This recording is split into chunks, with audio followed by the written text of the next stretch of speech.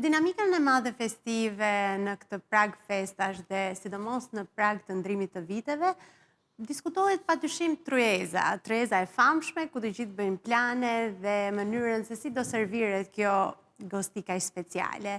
Dhe një element shumë i rëndësishëm i kësaj tryeze është patyshim vera, një element që nuk mungon kurrë në asnjë mbrëmje festive dhe në asnjë tryezë të veçantë. Për të folur për elementet të detajuara në lidhje me mënyrën se si serviret dhe për të patur një panoramik më të qartë në mënyrën se si ekzekutohet i gjithë procesi i një konsumi kaq special, unë kam kënaqësinë që të kem pjesë të studios të natës speciale të ndrimit të viteve në televizionin Skan, 2 ekspertë të kësaj fushë. Me mua në studio Entela Çenko, eksperte verës dhe gjithashtu sommeliere, faleminderit që jemi ne sonte, dhe një mik i përhershëm i shtëpisë, Riger Skaçorri, i cili është sommelier, prodhues i verës, e sa detaje të tjera. Faleminderit që jeni me mua. Faleminderit. Mirë se erdhët në këtë natë të ndrimit të viteve. Sot, ndoshta, në televizionin Skan ju kemi patur her pas here, por për të bërë biseda ndoshta disi më informative, më serioze, po sot jemi në një mbrëmje festive për të folur për verën, për atë që ju dini më së miri, e njihni më së miri dhe për mënyrën se si konsumohet. Ne e dim që verën e preferojnë të gjithë. Disa janë njohës, disa ndoshta me një njohje më reduktive, disa as pak njohës të mirë të verës, por për t'i dhënë një iluminim sa do të vogël nëpërmjet ekranit. Ngjyra Ylberi. Unë futem, jam një ndër ata persona që kam njohje reduktive për sa i përket verës, por do doja ta nisnim me një herë me mënyrën se si konsumohet një gotë verë. Pse një person me kulturë, që është njohës i mirë i verës, e mban gjithmonë gotën nga këmbëza? Ta demonstroj pak? Po, patjetër, duhet. Faleminderit. Rigersi do na serviri pak nga vera e kantinës Arbëri. Faleminderit. Që të bëjmë edhe një gëzuar në këtë natë festive. Faleminderit, Rigers. Jemi me një shesh, Me shesh të bardhë. Super. Okej.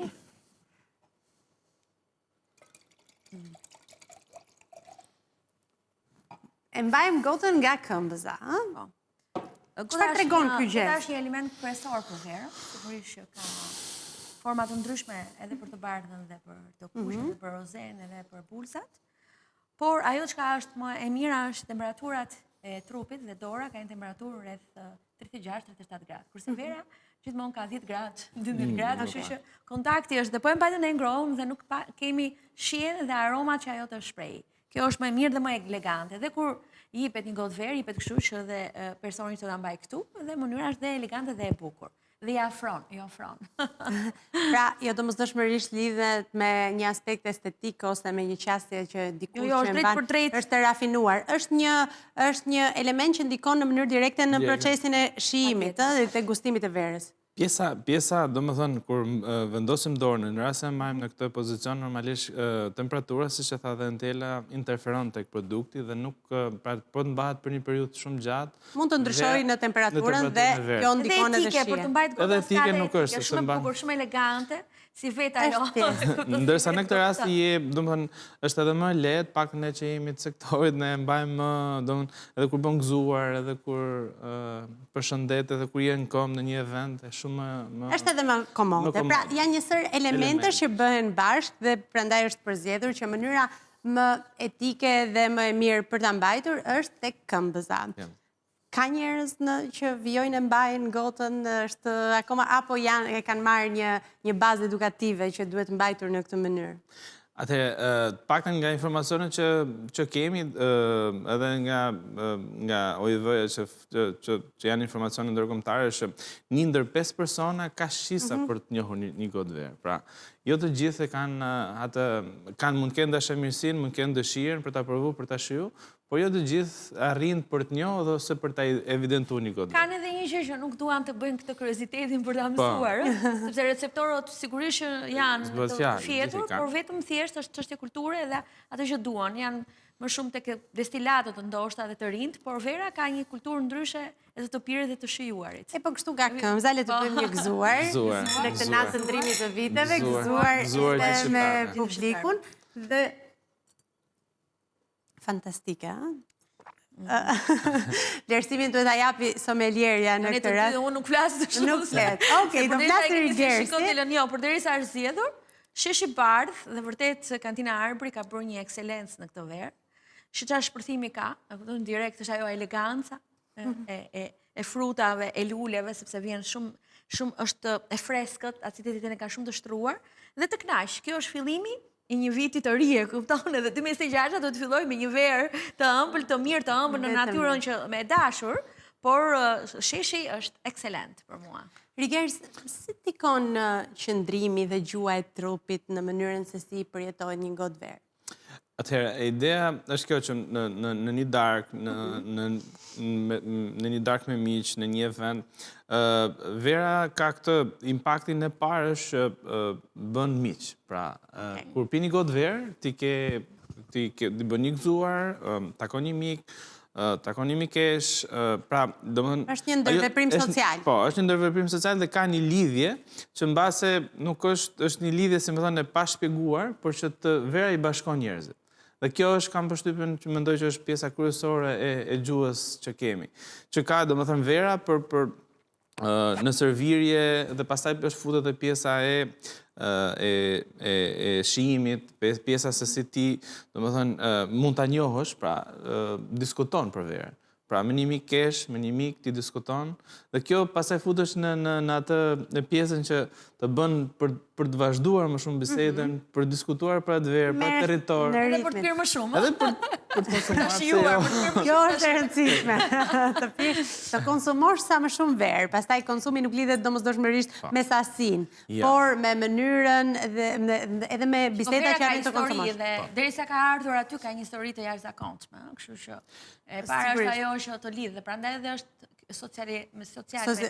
socializimi ajo që është ndodh, por gjithmonë është shumë e dashur. Kjo është edhe një impakt shumë i mirë mes njëri tjetrit.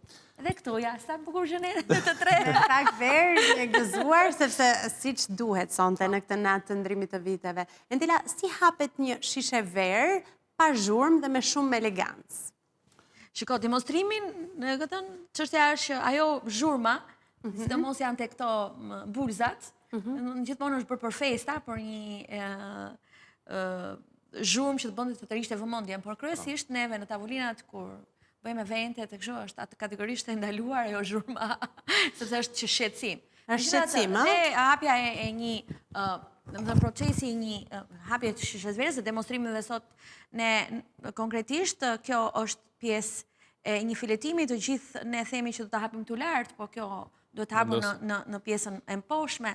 Ka dhe një proces sepse nuk duhet këtë kontaminim, tapa duhet jetë shumë e pastër, hapsja nuk duhet është 6 cm, tapa është 5 cm, nuk duhet futur në fund sepse dëmtohet dhe tapa, më dhe ka disa element për hapin e shisës dhe duhet jemi shumë të kujdesshëm, sepse në momentin që ne tapon e dëmtojmë edhe verën e dëmtojmë. Kështu që prandaj dhe është kujdesja gjithmonë për të hapur një shishe verë. Kjo është hapja, po më pas cili është protokolli i servirjes duke treguar kujdes ndaj sipas verës, sipas shishe etiketës, atëherë fillojmë me protokollin.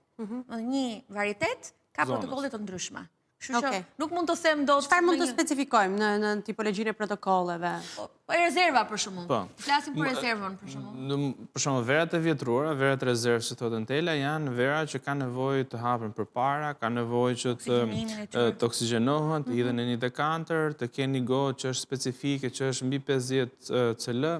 Ose për shembull, siç tha edhe Entela, për shembull, verat e kuqe kanë specifik në vet, por mos harrojmë që kemi edhe verat me gaz, që kemi shampanjat e meradha, ata kanë një metodë tjetër hapje. Pse rekomandohet që shampanja të hapet me pra jo me shpërthim, por në mënyrë të qetë. Po sepse në momentin e parë që ti hap, le të themi me shpërthim, ajo përveç daljes produkti që del jashtë, ajo ka edhe diçka që në shumë raste për shembull është edhe pak, le të themi, më thonë se gjysmë mund ta quajmë pak e rrezikshme, sepse tapa edhe mund shpërthejë dhe mund të dëmtojë, mund bie në një vend ka shumë element.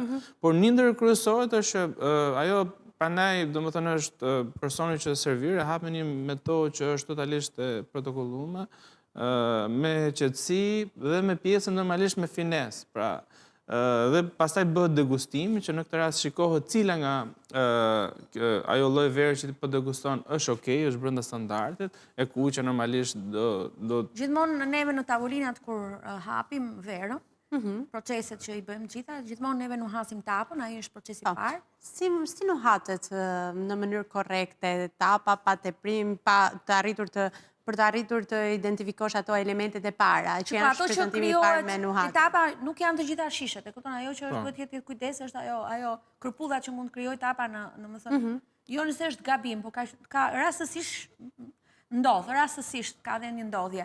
Dhe atë që mos ta interferojmë tek klienti, gjithmonë somelieri ose shërbimi i verës është njohusi ai që shishën e eliminon dhe merr një shishe tjetër, sepse mund të ndodhë dhe ne na ka ndodhur edhe me shishe që janë maramëndse, apo dhe etiketa që në shifra të çmendura në lidhje me këto dhe hapet. Kjo është një gjë që mund të ndodhi, por me kujdes. Janë edhe domethënë për të zgjedhur një verë të mirë në një restorant ose në një event është domethënë kamarieri në këtë rast e ka për detyrë që ta servirë, të bëjë pastrimin feminen gjuhën tonë pastrimin e gotës dhe pastaj në këtë rast shijuesi, pra le të themi ai që po e provon ka 3 elemente, është pjesa vizive, është pjesa e nuhatjes dhe pjesa e shijimit. Pra janë 3 elemente. Nëse 2 nga këto 3 elemente janë pozitiv, automatikisht ti mund zgjedhësh etiketën. Cili është elementi më i rëndësishëm? Atëherë, unë mendoj që një element shumë i rëndësishëm nga këta të 3. Të 3 kanë specifikat e vetme, normalisht e mira dhe ideale do të ishin që të 3 elementet, të 3 specifikat të jenë pozitive, sepse mund të ketë një ngjyrë jo të mirë, po mund të ketë një aromë shumë mirë dhe një shije shumë mirë. Por edhe ngjyra normalisht ka efektin e vet. Pra unë mendoj që në pjesën më të madhe të rasteve do të jemi le të themi 2-1 për zgjedhje një etiketë shumë të mirë. Do me thënë, këto të dyja. Të dyja do t'jenë pjesa e shijimit. Pamorja është ajo që të jep, sepse ngjyra edhe përcakton edhe varietetin.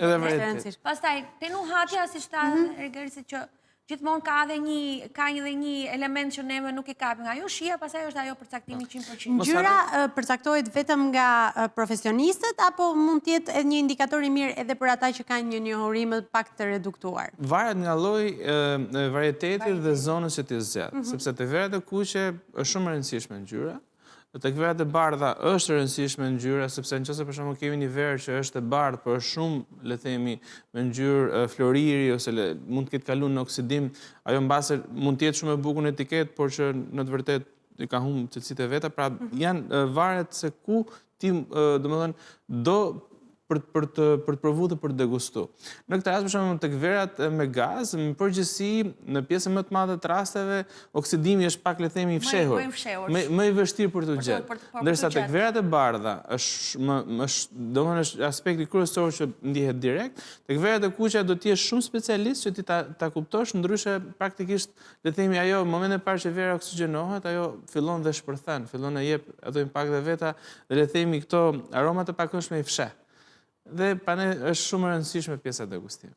Në kulturën shqiptare, çfarë preferohet më shumë? E kuqja, e bardha, ka një specifik mes verave që ne të dy kemi këto një mendim që është sipas sezonit është edhe vera. Në përgjithësi të paktën nga statistikat dhe nga le të themi pjesa shoqatave, pjesa ku ne jemi sektori jon, ka një tendencë në Shqipëri dhe në Ballkan ka më shumë kërkesë për verën e kuqe sesa për verën e bardhë. Vera bardhë ka një pjesë kohore të vitit që fillon nga maj diku deri nga maksimumi nga shtatori, mund konsumohet pak më shumë vera bardhë për vetë ato temperaturat e larta, vera bardhëshme e lehtë, është e freskët, këshillohet. Pra, janë njësër elemente që bëhen bashkë, dhe është sezonale.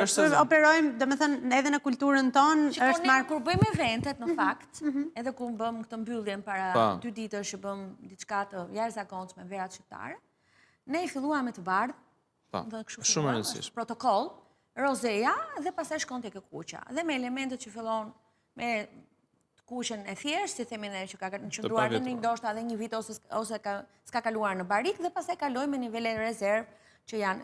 Ka dhe një protokoll të shijimit të verës. S'mund të themi dot, por e kuqja është ajo që ne gjithë Ballkani e shijon edhe e pëlqen më shumë. Me që jemi tek protokolli i shijimit, a ka një ritëm ose mënyrë specifike se si mund të shijohet vera në një tavolinë formale ose në një event special? Po, është pak a shumë ajo që unë thashë pak më para. Kur jeni një event, për shembull që je i ftuar dhe ke një lloj vere, ajo lloj vere duhet të këshillohet për tu abinuar atë lloj ushqimi. Pra, kjo pastaj të ndihmon, është çështje pastaj edhe perceptimi dhe kënaqësie. Por që nuk është diçka e prerë, le të themi që duhet kjo dhe pikë. Normalisht ajo vera është çështje shihesh, është çështje emocioni, është ndjesi. Pra, se sa ti e ndjen, lidhet shumë me territorin, pra, kur ti të zgjedh një verë, ti nuk pin vetëm atë shishën, ti ke një territor, ke një kantinë, ke një familje që e prodhon, ke një histori, ke një vreshë. Është historia që afekton. Shumë gjëra që lidhen me atë ndjesi. Ashtu se thash në fillim që është një rrugtim shumë i gjatë për të... Kjo vera ka një rrugtim shumë i gjatë që të kuptosh gjithë elementet. Sigurisht. Dhe këto janë, duke qenë se është kaq subjektiv si proces. Patjetër. Nëse nuk të pëlqen, sepse është çështje shihesh dhe mund të përballesh dhe me një situatë kur ty nuk të shijon mjaftueshëm, sado të ketë impresionuar historia, mënyra se si ka ardhur deri në shijimin dhe degustimin dhe deri në paketimin e fundit. Nëse nuk të pëlqen një shishe verë, një shije ose një verë që ke provuar, si është mënyra më e mirë për ta shprehur, më e sjellshme? Po ka shumë rrëllëshmëri, vera është pafund. Nëse s'të pëlqen kjo, ka zgjidhje. Si mund të dalë një ekspert që është edhe, sepse duke marrë rastin e Rigersit, ai është vetë prodhues, e di punën e madhe që bëhet dhe i duhet të fusë të gjithë këto element për të dhënë një vlerësim. Në rastin tuaj, në rastin e Entelës, i duhet që të gjej më të mirën e çfarë do lloj produkti duhet ta shikoj si ekspertë që është në një qasje pozitive apo jo. Pjesa për të evidentuar që a është verë e mirë apo jo, ose masa ty nuk pëlqen, është kjo që duke bërë atë procesin që unë thash fillim që oksigjenimit dhe shijimit, automatikisht ti e kupton. Për shembull në restorante të mira, në restorante për shembull në Europë, kryesisht në Shqipëri akoma nuk është futur si mentalitet, është nëse ti je në një restorant dhe kamarieri ose sommelier që servir verën, dhe vera ty praktikisht ka një problematik, sa do të vogël me tapën, me aromën, me oksidimin, automatikisht restoranti ka detyrë që ty ta tërheqë gotën, atë shishën, dhe ti të mund marrësh diçka tjetër. Nëse ty nuk pëlqen, ajo është çështje subjektive pastaj. Pra nëse nuk pëlqen, do të thosh, "Ok, këtë do ta mbar, po do të marr edhe një tjetër sepse kjo s'më bind." Ajo pastaj është çështje që nuk lidhet, le të themi, me pjesën e restorantit ose me pjesën e vendit ku ti je. Ose për shembull shkosh në një event dhe mund të mos pëlqejë vera, mund të pish diçka tjetër. Si kritikohet një verë në tavolinë? Mund të thuash, për shembull, tek restoranti ti thuash, "Dëgjoj, kjo vera ka një problematikë" dhe ajo është e detyruar në thonjza për të ndëndruar etiketën. Dhe ai të thotë që kjo etiketa nuk bën. Dhe ti ke drejt për të thënë që normalisht është e oksiduar. Ka dhe nga rastin 80 persona që mund të jetë një vetë, vetëm 2 veta thonë sepse nuk kanë shijen e asaj vere. Po, si procedohet në raste kur përballeni me situata të tilla? Ja ndrojmë, i japim një etiketë tjetër. Në këtë rast është për shembull, sepse është shumë specifike. Nëse ti për shembull zotëria nuk e pëlqen verën, por vera ka gjithë elementet e veta shumë mirë, si rregull ai normalisht mund ta ndrojë etiketën se nuk e ndal njëri, por ai është i ngarkuar, pra praktikisht ajo shishe do shtohet një shishe tjetër sepse nuk i pëlqen shija, është çështje subjektive. Por praktikisht në pjesën më të madhe të rasteve këshillohet përpara, pyetet përpara, cila nga ushqimet e vendit se ti je për ta zgjedhë dhe bëhet shumë e rëndësishme për të bërë abinimi. Nëse bëhet abinimi automatikisht praktikisht ajo është menduar sepse ka karakteristikat e veta dhe shoqërohet me atë lloj. Është përzgjedhur me një bazë të akumuluar elementesh specifik. Në një tavolinë ose në një tryezë formale, kush duhet ta provoj verën i pari sipas etiketës? Këtu pastaj të flasë Entela. Qose jemi ne të dy, do ta bëjmë me shortë, kupton? Varet tavolinat, varet në familje, zakonisht është ai që është më shumë njohur si vera, ose ai që e ka porositur verën. Kur jemi me familjen, paktën ne që jemi rrit në një familje që është prodhuar historikisht verë, babai për shembull ka një eksperiencë shumë të madhe dhe normalisht ai bën zgjedhje vetë. Është edhe pjesë e hierarkisë deri diku. Por për shembull un kam edhe për shembull motra ime ka shisa shumë mira për verë. Pra në përgjithësi varet se çfarë do të marrësh. Por kryesisht janë, domethënë, ata që kanë informacione më të mëdha. Mirë, Rigersi e paska disi më të thjeshtë se paska shumë njerëz, kështu që le të themi edhe unë shumë të thjeshtë kam në tavolinat e mia. Ne kemi përbashkë të unë e zgjedh, kupton ose gjithmonë. Kështu që është përgjithësi zakonisht, domethënë kur jemi edhe i ndajmë, po ju ka ndodhur që të zgjidhni një verë dhe mos t'i pëlqejë pastaj nga grupi që po frekventon. Përgjithësi kur japim këshillat, domethënë ose dim se ku jemi, nuk para ndodh që mos pëlqej. Apo në rastin e Rigersit mund të ketë zgjedhur ai dhe për të respektuar rendin hierarkik, babai e ka kritikuar. Mund të ndodhë edhe kjo. Babai kritika dhe rritesh, babai për shembull është shumë i pasionuar tek pjesa e verave me gaz. Ai e ka kështu, ne kemi parim për shembull, sa herë fillojmë një drek ose një dark, konsumojmë një verë le themi të gazuar ose le themi shampanjë ose një Franciacorta dhe aty pastaj ose edhe verën tonë që kemi ne Ardon, pra praktikisht e fillojmë me këtë gjë dhe fillimi është i sigurt, pastaj se si shkon mbrapa mbetet për të parë. Elegant. Entela, pse forma e gotës është kaq e rëndësishme për degustimin e verës? Është një element shumë kryesor. Gjithmonë varet nga shijimi që kemi me palato jon, gjuha jon, është ajo. Ne kemi shisat tona ose ajo që ne vendjeme hidhura, e kripura, e tharta dhe e ëmbla dhe pastaj ajo e fundit ajo umami. Dhe gota që kur vjen në nuhatje dhe aty kur e prek, ajo janë dhe preken dhe këto shisat për të provuar dhe të shijuar dhe për të kuptuar se çfarë neve pim. Dhe prandaj, gota e bardhë, verës së bardhë, është pak më e mbyllur dhe gryt e mbyllur. Kurse ajo e verës së kuqe, që janë këto balonat që themi neve, janë më të hapura dhe ato kanë këtë procesin e oksigjenimit, siç tham pak më parë, nëse një verë nuk kemi dekanter për shumë arsye, gota bën dhe procesin e oksigjenimit të verës. Kështu që janë element. Pastaj gota ka dhe gota elegante, ka gota 3 gramshe që thonë që ndihet vera më mirë, por varet pastaj gjithmonë. Janë disa lloje gotash, janë disa lloj kompanish realisht që kanë gota shumë të mira. Normalisht që kesh shprehurinë më të mirë të mundshme është pjesa, për shembull, un kam miq të një kompani shumë e madhe, Riedel për shembull, që është bën gota për shumë se Max është më e mira. Max Riedel për shembull ka 150 vjeç që merret me prodhim gotash dhe kanë arrit në perfeksionin se si duhet bë një gotë. Për verën me gaz, për verën e qetë, për verën e kuqe, për verën e bardhë, për verën e ëmbla dhe edhe për distilate, pra secili nga këto lloj produktesh do llojin e gotës vet. Çfarë ndryshon? Vetëm forma, nuk është se ka të bëjë edhe në Edhe pjesa e formës është menduar dhe studiuar për të parë një element, siç e tha dhe Entela, të mënyrës se si shprehet dhe mënyrës se si shijohet në fund, sepse aty shprehet më mirë produkti. Siç është gota e konjakut, që është e shkurtër që të mbahet këtu dhe ajo s'ka lidhje fare me gotën e verës, në mënyrën. Çdo gotë ka specifikën e vetë për atë që duhet të konsumosh me secilin. Rigersi, si duhet të vendosen gotat në tavolinë që të kenë edhe një rend harmonik, por të jenë harmonik estetik, por edhe funksional? Atëherë, normalisht fillohet kryesisht me gotën e ujit. Pra gota e ujit është e para, është gota e ujit, fillohet me një gotë, nëse do të kesh një verë sparkling, do vendoset me një gotë që është vera e gazuar, pastaj fillohet, do të shikohet gjithmonë, nëse është verë, do jetë darka me verë të kuqe, është një lloj si pjesa e kësaj, është një gotë ndryshe sa kjo që kemi ne, që është le themi me pjesë barku, janë 3 lloj gotash që vendosen për pjesën darkës. Pastaj, në qoftë se do të kesh, le të themi, një mix midis verave të kuqe dhe verave të bardha në tavolinë, mirë që secila nga këto etiketat ketë llojin e gotës vet. Kjo është mënyra më e mirë për të Gota ujit është e para dhe pastaj Gota fillojnë të është primare, domethënë.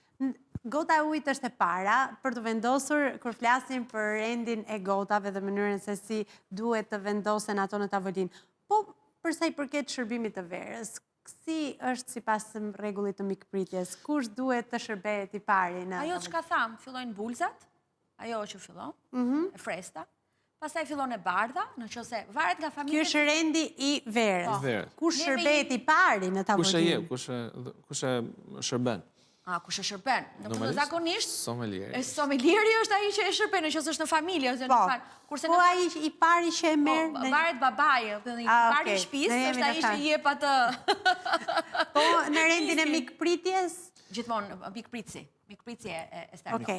Pra, ideja është kjo, në një restorant, automatikisht është kamarieri që të pyet, ka të drejtë që të pyesje, edhe nëse ti për shembull mund të kesh probleme, marrim shembull me alkoolin, me alergenet e me radhë, kanë është shumë e rëndësishme që të marrë informacionet përpara dhe po ai person do të bëjë, siç e tham përpara, edhe pjesën e pastrimit gotës dhe ai fillon shërbimin e restorantit. Edhe nëse ne jemi në shtëpi, praktikisht mirë është ta bëjë një person, sepse nëse do të fillojmë të bëjmë secili, pastaj do bëhet pak të rëmueshme. Por që një person është mirë që të bëjë pjesën e servirës. Dhe normalisht edhe pjesa e shishës nuk është vetëm si gota, ka edhe ajo specifikat e veta, mënyrën se si ti e kap, mënyrën se si ti do ta servirës, pra nuk kapet aty tek barku dhe ta hedhësh si një shishe ujë. Pra ka edhe elementet e veta dhe pastaj fillohet, domethënë vera supozohet që të paktën 10-15 minuta përpara uljes në tavolinë që vera të hapet dhe të lehet të hapet pak më përpara për pjesën e oksigjenimit. Sepse aty është shpreh më mirë, sepse në momentin e parë që ti e ul, ti e hap dhe hedh ajo do paktën 7-8 minuta, 10 minuta që të marrë veten. Kështu që vera duhet të jetë siç proceduam edhe ne. Siç proceduam dhe ne. Përpara emisionit që e hapëm verën në minutazhin e duhur, të sugjeruar nga dy ekspertët e mi në studio, sepse ne donim edhe ta shijonim, përveç se t'ju tregonim juve. Unë e piva. Kemi akoma. Gersi ka ardhur i pajisur. Sigurisht që më pëlqen, e kupton kjo. E po, do të kjo është një tregues që je në një shoqëri të mirë, apo jo, sepse e thatë që në fillim që vera konsumohet me ritëm më të shpejt duke e shijuar në shoqëri të mirë. Por duke ju referuar gjithmonë mikpritjes që po flisnim pak më parë, a pyeten mysafirët për preferencën e verës, apo vera duhet të flasë vetë përse sa je impenjuar për t'i dhënë një satisfaksion këtyre miqve? Faktikisht, në momentin e parë që ti fton miq në shtëpi, gjëja e parë, paktën unë personalisht, është që i pyes ku jeni më shumë tek mishi apo tek peshku. Duke bërë këtë, le të them, duke marrë këtë informacion, automatikisht i ke mundësinë për të zgjedhë. Për shembull, nëse jemi tek ushqimet e detit, ti do ta fillosh me pjesën e bulzave dhe me pjesën e verave të bardha, do rrim pak më shumë, le të themi, apo jo, në telat e verave të bardha. Dhe domethënë mirë është për të mos u bërë, mos të kalojmë shpesh nga një bardhë tek një kuqe, nga një kuqe tek një bardhë. Ajo pastaj Po e bëre nga një bardhë, nga një verë bardhë tek një verë kuqe, është mos e okay. Po kalova pastaj nga verët e kuqe tek verët e bardha, praktikisht pjesa e qelzës, po sepse fillohen ka një, le të themi, përplasje aromash dhe nuk arrin dot më që ta shijosh siç e ke filluar. Pra është një motat në mënyrën e degustimit të verës, të kalosh në këtë mënyrë, si që e specifikuat dhe ju pak më parë, nga e bardha tek e kuqja. Kjo nuk duhet bërë. Nga e kuqja në të bardha nuk duhet bërë. Nga e bardha në të kuqe mund ta është bësh. Kurse nga e kuqja në të bardh nuk duhet kaluar. Masi ke pi verë të kuqe, normalisht mund ta mbyllësh drejt nëse darkën me një verë të ëmbël ose me një digestiv, por nuk mund ta mbyllësh me një verë të bardhë, praktikisht masi ke pi verë të kuqe, i humbet karakteristika. Ose të pim për shembull siç bëjmë ne këtu, pimi gotë raki, tradita jonë dhe pastaj fillojnë me verë. Kjo është... Rakia normalisht këshillohet distillate këshillohen në fund të shimit. Ka të bëj, ndoshta unë kam lexuar një studim, nuk e di se sa lidhet kjo me tipologjinë e degustimit të verës, por që edhe ulja e nivelit të alkoolit interferon drejt për drejti në shijim dhe në mënyrën se si kjo vjen dhe perceptohet, apo? Alkooli në verë, po, është e vërtet.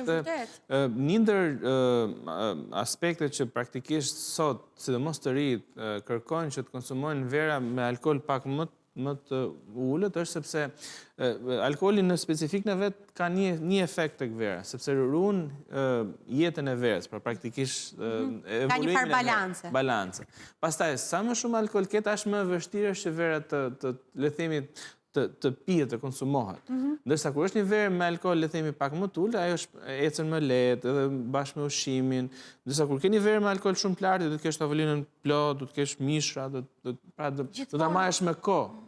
Duhet të ketë një farë koherence. Po, të që në kohën edhe para Krishtit, dhe në kohën e Krishtit, gjithmonë vera është konsideruar pjesë e tavolinës, nuk janë asnjë gjë tjetër nuk është konsideruar përveç se verës, sepse kanë qenë elementet që edhe në sistemin e antioksidantëve që ka vera kuqe, ajo të bënte edhe mirë për pjesën e sistemit të trupit. Kështu që gjithmonë vera ka qenë element edhe në kish është element vera, domethënë nuk janë destilatet e tjerë, dhe prandaj edhe flitet gjithmonë për verën, nuk është kaq se ne bëjmë të mbrëmje vetëm për pjesën. Kjo është një gjë që është botërore. Vera shqiptarë vetëm verë pini.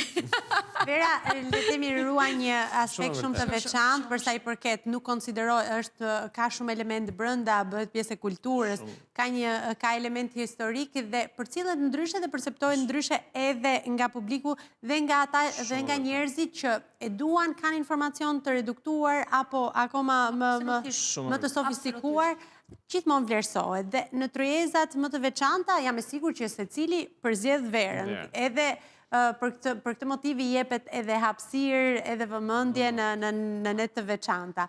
Sigurisht, rakia në Shqipëri ka hapësirën e saj të rëndësishme, përsa i përket raportit preferencial tradicional, por ne dim që vera është një tjetër tipologji. Për të thënë për atë, se ne diskutojmë gjithmonë edhe me njëri tjetrin, ne kemi tradit në Shqipëri, ne i kemi bërë verë, ne datojmë shumë shpejt, shumë, do më dhe që në kohën i dire ne kemi bërë verë, pavarësisht se ndryshuar në gjërat. Nuk kemi qenë të rakia, kemi qenë të vera, dhe historia tregon dhe sot, në shumë kantina që janë në Shqipëri dhe kultura që kanë ndryshuar, varietetet tona autoktone, themi që ne kemi një histori dhe një histori shumë të bukur. Dhe sot, në botë neve vlerësohemi shumë mirë për kantinat shqiptare dhe pak ditë më parë ne kemi qenë në Vatikan që vera shqiptare ka marrë vlerësime më të larta për autoktonen që është edhe për ato që ne jemi. Për elementet autentik që ruan. Identifikimin që është shumë i rëndësishëm. Është një lajm shumë i mirë kjo që ne mund të konkurrojmë edhe jo vetëm në Europë, po edhe me brendet e tjera botërore. Kështu që çmimet janë gjithmonë një vlerë e shtuar e tregut ton dhe prodhimeve tona. Ne jemi në Francë. Domethënë në Francë bëhen degustimet me verë shqiptare, kështu që di çdo të thotë për pjesën tonë. Këtë do të thotë që e kemi kulturën tonë. Kemi kulturën tonë. Kjo është gjëja më e bukur që neve ekzistojmë. Të integruar. Por përveç konsumit, ne e kemi vënë re që verat janë një zgjedhje sigurt edhe për dhurat, për të bërë një dhurat çfarëdo simbolike, për një vizitë në shtëpi, qoftë edhe për një festë ditëlindje apo për çfarëdo lloj tipologjie feste. Si trajtohet me respekt një verë dhuruar nga një mysafir, ose nga një mik? Normalisht, vera, paktën, unë që kam jetu në Itali para shumë vitesh, është në gjithë festat, në gjithë eventet që ne bënim, normalisht, kur mendoj për dhurata, ishte pjesa verës. Dhe pjesa verës, paktën unë që kam jetu në 2-3 vende në Itali, është se cili në regionin që vinte, më ndonte që të merrte verën nga regioni që vinte, pra pjesën identifikuese.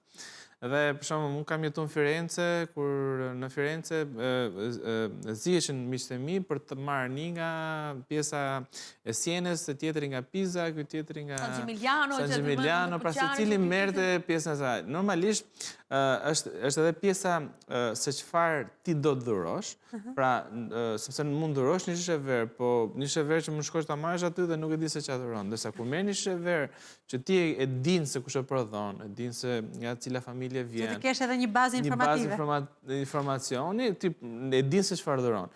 Pastaj normalisht lidhet edhe me pjesën e, domethënë, cila nga zonat ose le themi ku do shkosh tek pjesa e ushqimit, pa. A do di që ti do shkosh i ftuar atje ose thjesht vetëm për të bërë një dhuratë ti mundohesh ta lidhësh me pjesën identifikuese tënde, pa, nga vjen ti, nga origjina. Dhe kjo është një aspekt shumë i rëndësishëm. Pastaj thash, ajo është pjesa për dhuruar një shishe verë, paktën është edhe fisnike, është diçka shumë e bukur. Është një dhuratë shumë elegante. Shumë elegante. Dhe pikërisht tu doja të dalesha. Pse eleganca, kur flasim për verën, është një element që i referohet më shumë sjelljesh, pra është më e rëndësishme se sa çmimi. Shiko, pra është në një përzgjedhje specifike, në një degustim vere, më element i rëndësishëm është sjellja se sa çmimi, apo jo? Ju e dini sepse folëm këtu për gjithë elementet që duhet të shoqërojnë degustimin e një vere. Për mua çmimi është një element që si faktor që nuk ekziston për mua. Cilësia është ajo që mua historia, siç tha Andrej Gersi, vendi ku është dhe pastaj perceptohet edhe çmimi. Çmimin është sipas politikave të çdo shteti ose çdo qyteti ose çdo vendi. Kjo është një gjë ndryshe. Kështu që nuk është element identifikator. Çmimi është një indikator deri diku që t'jep një indicje, por që nuk është shumë i rëndësishëm, sepse mund të kesh edhe mbi çmim tek ajo shishe verë, dhe normalisht nuk do të thotë që domosdoshmërisht ajo shishe verë është e mirë. Pra, është një indikator i mirë, pastaj nëse ne dhurojmë një shishe, për shembull unë për vete që jam edhe koleksionist, miqve të mi përveç verës që ne prodhojmë, ose miqve që jemi në Shqipëri që dhurojmë verat që ne prodhojmë, i dhurojmë vera nga shtetet tjera, për shembull. Ne degustojmë vera nga Argentina, degustojmë vera nga gjithë bota. Nga gjithë bota. Dhe kjo bën të bukur. Është një mënyrë edhe për të provuar, edhe për të provuar dhe për të parë se si evolon dhe për të parë tipicitetet e këtyre vendeve. Pra lidhet pak me pjesën identifikuese, eksperimentale. Në mënyrën se si eksperimenton. Përveç shoqërisë e mirë edhe këtij ekspozimit social që folëm që në fillim të bisedës, çfarë bën një moment të degustimit të një vere të paharrueshëm? Dhe një natë festive. Për shembull, unë nuk do ta harroj kurrë që po marr kaq shumë informacione në këtë natë të vitit të ri. Dhe po më pëlqen më shumë se kurrë vera. Atëherë që ta bëjmë pak edhe kështu, normalisht pas gotës së tretë sigurt që çdo gjë ecën mirë. Por ideja tek këto dy të parat, Tela. Të dy të parat normalisht jemi të kthjellët, jemi praktikisht me kujdes. Dhe normalisht deri aty domthonjë gjërat ecin në atë rendin e duhur. Mbas gotës së tretë pastaj normalisht çfarë elementesh harrohen pas gotës së tretë? Çfarë nuk janë më të rëndësishëm që ishin në fillim të bisedës? Ato më të rëndësishme thuhen se nga që ne dimë thuhen në fillim për dy gotat e para. Tek treta kemi lënë ato që mund të bëjmë një bisedë më shumë misie, kështu që pastaj po kalohet, pastaj që secili kalon me shish aty pastaj nuk flasim më sepse kalon. Aty vetëm edhe normalisht thash, është normalisht pjesa normalisht si çdo gjë duhet pirë me limitet e duhura, dhe sidomos domethënë mos të kalohet. Pra edhe konsumi duhet jetë në masën e duhur që ta shijosh. Për te shakave duhet normalisht që unë kam këshilluar gjithmonë ndër vite që një gotë verë në drek ose një gotë verë në darkë, gjithmonë e theksojmë midis kolegëve është që duhet pihet një gotë verë e mirë, sepse të ndihmon tek qarkullimi i gjakut, të ndihmon tek shumë elementë nervor, janë shumë elementë që realisht ndihmojnë. Nëse pastaj do ta tekalojmë atë gjën, pastaj aty edhe ujë të pish nuk sigurisht që çdo gjë në masë të tepruar nuk është asnjëherë e shëndetshme.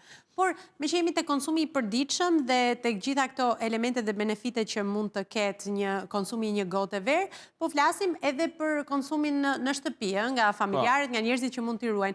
Cila është mënyra më e gabuar për të ruajtur një shishe verë?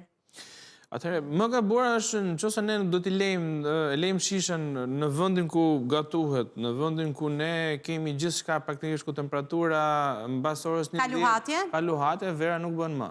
Ose të paktën për shembull siç e themi, e hapim, e marrim verën dhe e fusim në frigorifer. Nuk do të thotë që vera përkundrazi, ajo ka pasur një luhatje shoku praktikisht, ajo nga temperatura vet ulet me minus edhe normalisht ajo nuk shprehet më pastaj kur ta hapësh. E mira, ideale është janë disa lloj tapash, hermetike. Domethënë që janë me një mekanizëm shumë të veçantë që ato i gjenden kudo praktikisht. Mirë është të paktën në shtëpi të kemi secili 2-3 copë, sepse ajo e mban për të paktën 3 deri në 4 ditë. Edhe nëse ti e lën në temperaturën e shtëpisë, pra ajo vera nuk oksigjenose, vera prishet praktikisht kur merr oksigjen ose kur ka luhatje shumë mëdha temperature. Dhe kjo aty janë dy elemente, dy goditje që merr praktikisht vera. Pra nuk duhet të jetë në ambientet si për shembull kuzhina dhe nuk duhet të jetë ekspozuar në dritë apo nuk do dritën dhe nuk do diellin, nuk do temperaturat e larta. Sepse janë të gjitha elementë që ndikojnë në temperaturë. Shumë dëm. Nuk shprehet praktikisht etiketa. Themi ne për shembull që mora një shishe mora nga le themi kuzhina, po ka 3 vjet aty. Ajo pastaj nuk shprehet. Pra nuk është faji le themi i prodhuesit në këtë rast. Është sepse nuk është konservuar mirë vera. Mënyra se është konservuar. Dhe edhe sot në restorante praktikisht secili ka le themi pjesën e vet, hapësirën specifike për magazinimin e duhur për ta ruajtur atë produkt, sepse humbet gjithë cilësitë. Në mënyrë që cilësia të jetë një kualitet. Vitrina, temperaturat ndryshojnë. Shkon ndez të ngrohtin kur është ftohtë 35, 32 gradë, sa 30 gradë, pastaj shkon ajo ka gjendje të ndryshme, kështu që prandaj dhe të restorantet kanë krijuar. Për familje shqiptare që është, le të themi, e zakonshme që t'i ruajnë në këto në dhomat e ndenjës, në kuzhina, është një mënyrë e gabuar. Unë do thoja për herë, secili nga ne mund të ketë le të themi një bodrum të vogël, mund të ketë një vend me errësirë po në shtëpi dhe mirë është vera të merret dhe të lihet aty. Është më mirë që të marrësh një shishe sesa mund të marrësh gjithë sasinë për ta lënë le të themi te kuzhina ose vendi ku ti te tavolina le të themi. Sepse vera duke qenë në një vend që nuk ka dritë, që nuk ka luhatje të mëdha temperaturë, vera normalisht do konservohet mirë.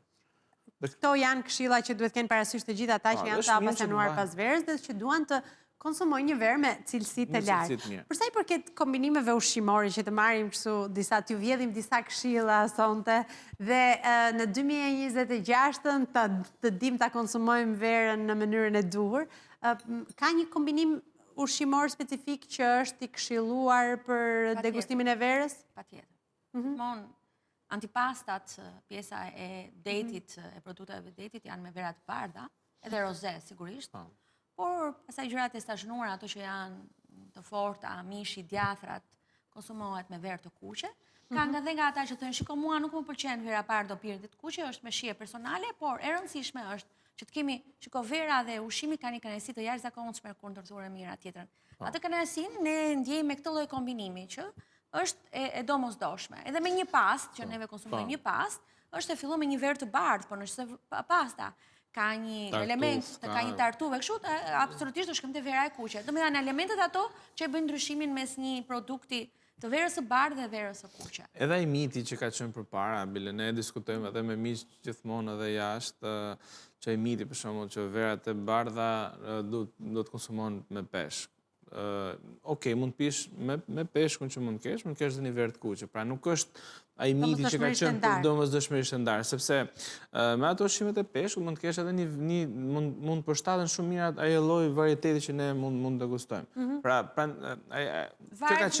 kjo ka qenë domethënë diçka që ka qenë gjithmonë le të themi deri diku i direksionuar, ndërsa sot ti je Jemi i të lirë lirë, po. për të konsumuar Ka çfarë më ti shumë ndjesh më mirë. fleksibilitet. Po, më shumë fleksibilitet. Nga tipologjia e kombinimit, pra jo domosdoshmërisht është e ndarë dhe Janë disa lloj aromash, janë disa lloj shijesh, për shembull, që nga lloji ushqimit që ti ke, nga pjesa e, le të themi, i yndyrnave që ti ke, nga pjesa acideve që ti merr, e merr. Degustimin e fundit që bëra me sushi, unë e bëra me verë të kuqe dhe të gjithë pra- habitën. E kupton? si ishte me umamin, se shkon një verë e kuqe. Të them vërtetën, në 40 persona që kanë qenë atë event, të gjithë kanë ngelu, wow, se kishin kuriozitet, ishte ekselent. Sepse unë e provoj, ishte kjo yndyra, sepse ka shumë element, salmoni, pesh, kanë element që dhe produkt avokadoje, që kanë element të yndyrës dhe pranin verë në kuqe. Edhe unë ku isha në Japoni para 2 vitesh, për shembull, bëm një degustim me vera shqiptare dhe 80-90% e degustimit u bën me vera të kuqe, pra ishin gjithë sushi. Pra, le themi kjo është një mit i krijuar. Ka qenë, sepse deri tani ka qenë e konceptuar që umami do shkonte për shtat me verën e bardhë. Por ndërkohë që Do ajo thyetë ky miti që të Është çështje shijesh. është çështje shijesh. Normalisht tani nuk mund të themi ne me karpaccio do të pish një verë të bardhë, një verë të kuqe, sepse normalisht nuk është, ose le themi me pra janë duhet Peshku, karpaccio dhe peshku. Duhen ca gjëra që për ndjesh atë kënaqësinë shembull e ti të marrësh ti jetosh. Prandaj bëhet ky përshtatja ushqimi me verën. Në natën e ndrimit të viteve me një kuzhinë tradicionale, çfarë shkon? Atëherë, duke ditë praktikisht pjesën e tavolinës shqiptare, kryesisht që gjelidetit, ose le themi pjesën e ushqimeve të mishit, normalisht në pjesën më të madhe të rasteve është vera kuqe, kryesisht. Por unë mendoj që edhe me një gjeldeti jam plotësisht jam 1000% sigur që dhe vera bardhë mund shkonte shumë mirë. Por pastaj varet se çfarë do të kesh, le të themi mbas asaj pjate, se si do të vazhdoj darka, që ti pastaj mund të kalosh tek një verë tjetër. Por kryesisht është darkat që janë në ndrimin e vitit ose siç kaluam Krishtlindjet tani për shembull, kryesisht janë verat e kuqe. Me kuzhinën që ka Shqipëria sot. Me menut tona që janë tradicionale dhe specifike në festave njerë sigurisht është vera e kuqe. Pastaj kur bën dreka, darka, degustimi që janë të specifikuar. Mund edhe të eksperimentosh. Aty pastaj eksperimenton pas çdo problemi, sepse është çështje shijesh, Unë ishte shumë kënaqësi që ju kisha pjesë të studios në këtë natë të ndrimit të viteve, po përpara se t'ju përshëndes dhe t'ju lë të shkoni të festoni në shtëpitë tuaja. Unë nuk shkoj në shtëpi. Nuk shkoj në ambiente që keni përzgjedhur dhe kaloni. Doja të merrja nga ju një këshill për mënyrën se si duhet të veprojnë shqiptarët që të konsumojnë një verë më të mirë në vazhdim. Çfarë duhet të kenë parasysh? 2-3 specifika qoftë në konsumin që ata bëjnë në ambientet e tyre në shtëpi, por edhe në restorantet në vendet që frekuentojnë. Atëherë, një ndër gjërat që unë personalisht do thoja është që e para, ose le themi, e vetmja që unë do këshilloja shumë është të këshilloja dhe të thoja që të paktën të konsumojnë një produkt vendas. Okej. Pra të konsumojmë një produkt vendas, sepse duke konsumuar një produkt vendas, jo vetëm le themi pjesa ekonomike që ecën brenda Shqipërisë, po realisht gjithë kantina në Shqipëri prodhojnë vera shumë mira.